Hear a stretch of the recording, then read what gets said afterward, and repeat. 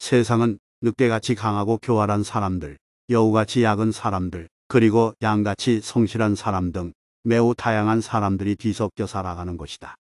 이런 세상에서 보통 우리는 자본주의 논리로만 생각하고 판단하는 사람들을 흔히 똑똑하거나 영리하다고 말한다. 똑똑한 사람은 쉽게 말해 사회에서 성공하는 사람들이며 눈앞의 이해득실을 떠나서 멀리 내다보고 크게 이익을 보는 원리를 꿰고 있는 사람들이다. 반면 영리한 사람은 계산에 밝아 항상 자신이 손해보지 않으려 하고 눈앞의 이익에 집착하는 사람들이다. 사회에서 어느 정도 지위를 갖고 중상류층을 차지하고 있는 것도 대부분 이 부류다. 그런 의미에서 누군가 당신처럼 착하고 성실한 사람은 처음 봤다 라고 말하는 것은 무능하고 고지식하다고 비아냥거리는 것이나 매한가지다. 착하고 성실한 사람은 남들이 쉴 때조차 일하지만 결국 모든 일의 결과는 영리하고 똑똑한 사람들이 챙겨가기 때문이다. 그래서 착하고 성실하기만 한 사람은 늘 손해보기 일쑤고 또 쉽게 무시당한다. 그러나 반대로 만약 누가 당신에게 영리하다 혹은 불성실하다라고 말한다면 그것은 성실하다는 말보다 훨씬 더 심하게 당신을 욕하는 것이다. 당신이 쉴 때 남들은 열심히 일했고 그 일의 결과를 당신이 챙겼다는 의미이기 때문이다. 그래서 대다수의 사람들은 너무 성실하지도 너무 불성실하지도 않은 어정쩡한 중간을 선택하여 살아간다. 대개 아무도 하겠다고 나서지 않는 어렵고 힘든 일들은 모두 성실한 사람들 차지다. 자원봉사자나 공동체에서 허드렛 일을 도맡아 하는 사람들은 대부분 도덕적 우월감이 있는 성실한 사람들이다. 성실한 사람은 일반적으로 현실에 만족하려 하고 상대방이 싫어하는 행동을 하려 하지 않기 때문에 그런 일들을 자신들이 맡는 것을 당연하게 받아들인다. 그리고 남들도 매우 타당하다고 생각한다. 도덕을 매우 중요시하는 성실한 사람은 만약 누군가 자신에게 신뢰가 되는 행동을 해서 불쾌할지라도 속으로 끙끙 앓기만 할 뿐 그 흔한 반감을 품지도 않는다. 이러한 성향 때문에 성실하고 착한 사람이 남에게 이용당하거나 기만당하는 것은 너무나 자연스러운 일이다. 그래서 성공하고 부자로 사는 것이 인생의 가장 큰 목표라면 윤리도덕의 구속을 벗어던지고 경제 원칙에 충실하거나 교활하고 낯두껍게 사는 것이 가장 좋은 방책인 것 같다. 중국에서는 한때 후욱학이라는 극단적인 처세술책이 대단한 인기를 끌었었다. 마오쩌둥이 이 책을 탐독한 후 문화혁명을 일으켰다는 소문 덕택이었다. 무엇이 인간 본연의 모습이고 무엇이 승자를 만드는가를 탐구했던 저자는 이 책에서 가난하고 배운 것이 없으며 성격이 유별나도 승자로서의 인생을 살다간 인물들은 내면의 힘, 두꺼운 얼굴, 그리고 시꺼먼 마음이 있었기 때문이라고 하면서 다음과 같이 주장한다. 목표가 돈이든 신념이든 사랑이든 예술이든 간에 두꺼운 얼굴이라는 방패와 검은 마음이라는 창을 들고 인생의 전장에 나서면 패배가 없다. 때에 따라 체면을 버리고 두꺼운 낯을 쓸 줄 알고 또 다른 경우에는 시꺼먼 마음을 부릴 줄 알아야 원하는 바를 달성하고 소위 말하는 출세의 길을 걷게 되며 궁극적으로 나라를 구할 수 있다. 자신의 길이 옳다고 절대적으로 확신하는 얼굴 두꺼운 사람은 남들에게도 그런 확신을 전달한다. 다른 사람들도 어느새 그를 성공할 사람으로 보게 되고 이미 성공한 사람처럼 대접한다. 동서오금의 모든 위대한 승자들은 남들의 악행으로부터 자긍심을 지키는 두꺼운 얼굴이라는 방패와 남들에게 미칠 영향에 구애받지 않고 냉혹한 행동을 취할 수 있는 검은 마음이라는 창을 들고 인생의 전장에 나가 싸워 승리했다. 그들은 사람들의 온갖 비난과 조롱에도 아랑곳하지 않았고 얇고 투명한 마음으로는 착한 사람은 될 수 있을지 몰라도 당하기 십상인 것을 알아 사사로운 감정에 연연하지도 않았다. 한편 서양에서 가장 유명한 경영학 조자 중에 한 명인 마키아벨리는 지금도 웬만한 기업인들이라면 침대 머리 밑에 놓아둘 정도로 유명한 군주론을 썼는데 그는 이 책에서 우리들에게 다음과 같이 조언한다. 나는 자신의 행동 방식을 그 시대 환경에 맞게 조정한 사람은 성공하고 그 시대와 어긋나게 행동한 사람은 실패하리라고 믿고 있다. 사람들은 이른바 부와 명예가 있는 목표로 나아가는 과정에서 저마다 다른 방법을 활용하고 있음을 볼 수 있기 때문이다. 어떤 사람은 신중하게, 어떤 사람은 충동적으로, 어떤 사람은 우격다짐으로, 어떤 사람은 약삭빠르게, 어떤 사람은 끈기 있게, 어떤 사람은 성급하게 행동한다. 이 상이한 행동 방식들은 모두 나름대로 효과적일 수 있다. 궁극적으로 마키아벨리는 성공이 행운이나 천재적 재능으로 얻을 수 있는 것이 아니라 빈틈없고 약삭빠른 행동으로 거둘 수 있는 것이라고 주장했다. 그리고 인간의 본성을 어둡게 보았던 마키아벨리는 무엇보다도 약삭빠름과 계략으로 성공을 차지하는, 즉 힘으로 이성을 눌러 승리를 차지하는 방식을 옹호했다. 지금까지 오랜 역사를 통해 입증된 바에 의하면 완벽한 무장을 갖추고 궤도를 벗어난 행동을 해야만 소망하는 목표를 성취할 가능성이 높아진다는 것이다. 마키아벨리는 진실된 것도 좋지만 필요할 때는 악의 소굴도 서슴지 않고 들어갈 수 있는 방법을 터득하고 있어야 한다고 지적했다. 한마디로 기회가 왔을 때 늑대처럼 교활하고 과감하게 공격해야 성공할 수 있다는 지적이다.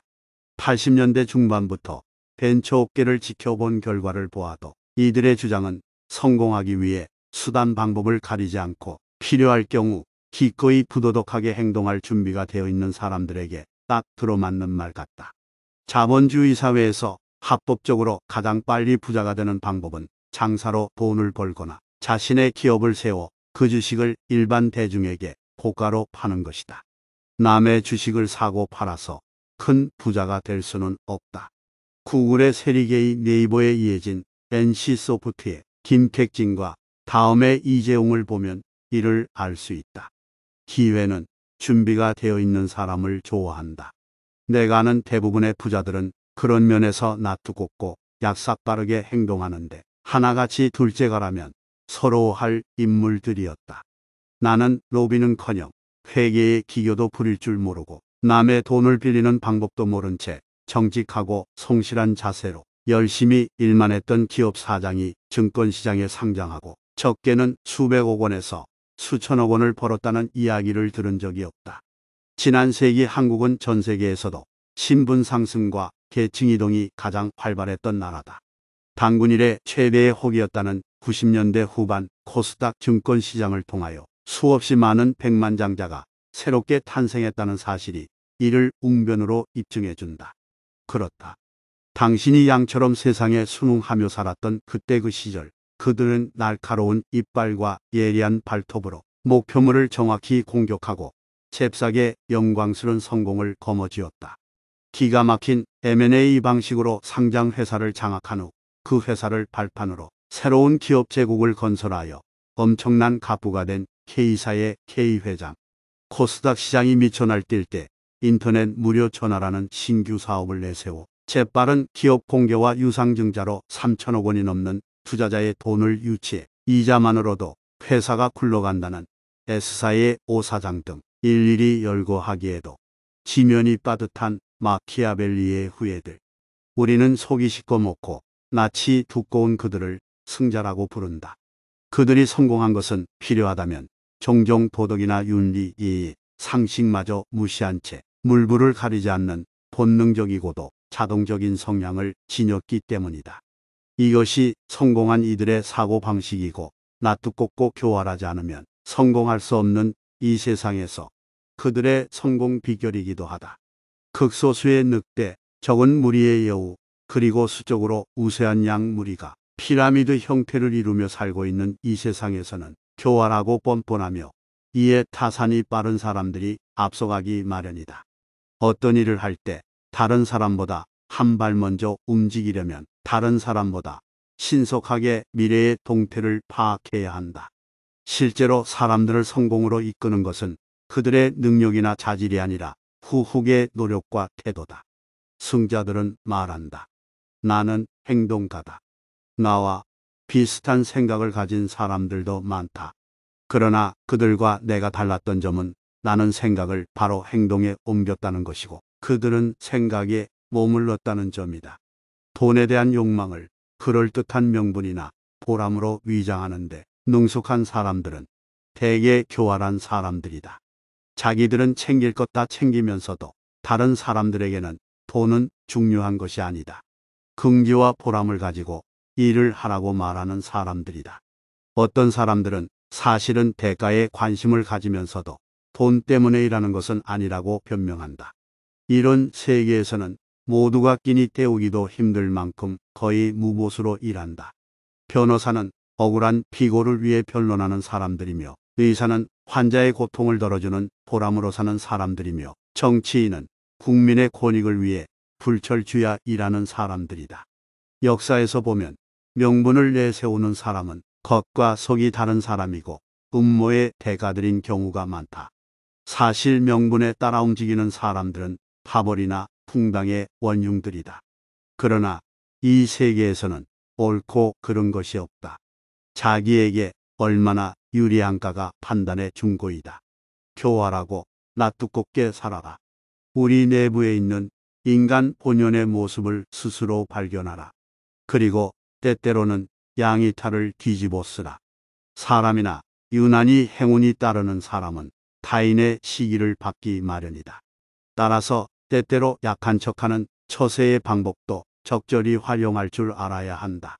약하게 보이는 것은 약자들에게 심리적인 안정을 가져다 주고, 무엇보다 당신의 앞길에 놓일 수 있는 여러 가지 장애물들을 줄이거나 제거할 수 있다.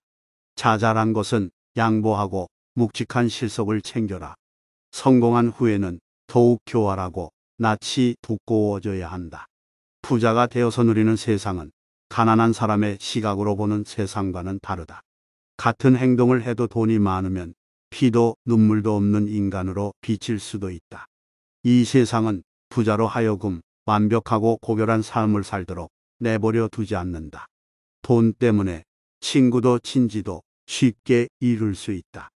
그러므로 신중한 사람은 부의 기반을 잃을 정도로 악명을 떨치지 말아야 하며, 될 수 있으면 악덕은 피해야 한다.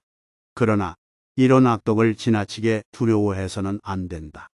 부를 보존하는 데 필요한 악덕으로 인해 악명을 떨치는 것을 걱정할 필요는 없다는 이야기다.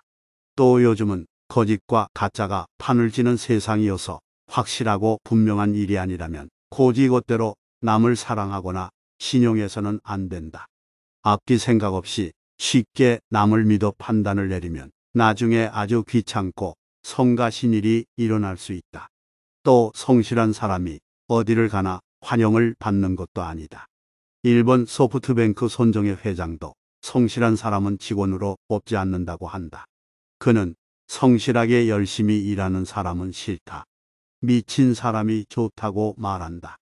승자가 되기를 원한다면 세상의 기준에 맞춰 일하라. 승리하기를 원한다면 양심보다 자본주의의 합리성을 추구하라. 성실하고 착한 사람은 절대 교활하고 낯두꺼운 사람을 이길 수 없다.